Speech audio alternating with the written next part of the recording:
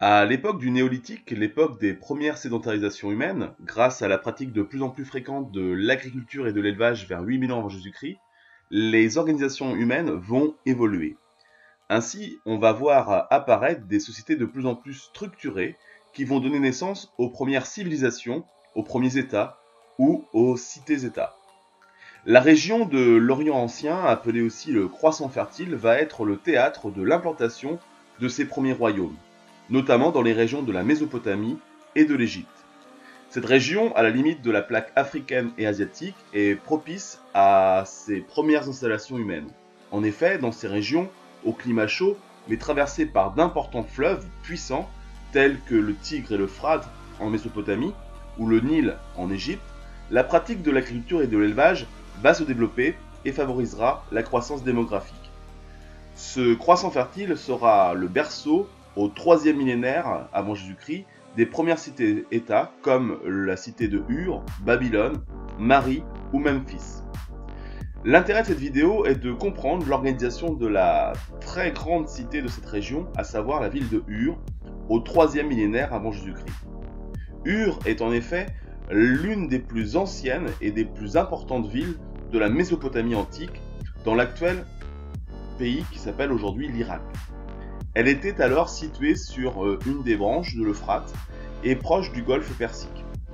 Cette cité puissante est une cité fortifiée et protégée par d'importants remparts qui entourent la cité, ce qui signifie qu'elle était convoitée et regorgeait de richesses. Ur est aussi une cité royale, comme l'atteste la présence d'un palais, résidence d'une haute autorité, ce qui signifie que les habitants de cette région sont structurés autour de la figure d'un roi protecteur qui gouverne cette population. Les fouilles récentes ont pu mettre à jour la présence de cet ancien édifice. La présence d'une ziggourate, encore partiellement visible aujourd'hui au centre de la cité, atteste l'importance de la religion de ces premières sociétés sédentarisées.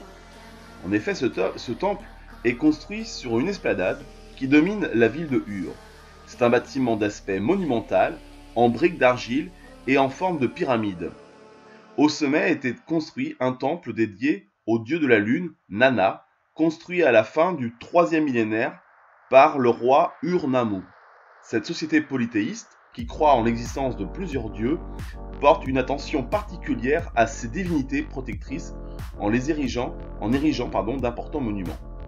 Le commerce est une activité majeure aussi à Ur et est sans doute l'explication de la prospérité de cette ville grâce aux produits vendus dans ces lieux et qui venaient en bateau de fort loin.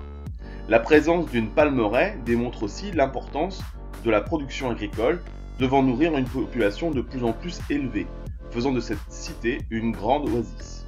Ainsi, Ur est donc l'exemple d'une cité-État, c'est-à-dire un petit État indépendant composé d'une ville principale et d'une campagne environnante, et vivait sous l'autorité d'un roi puissant.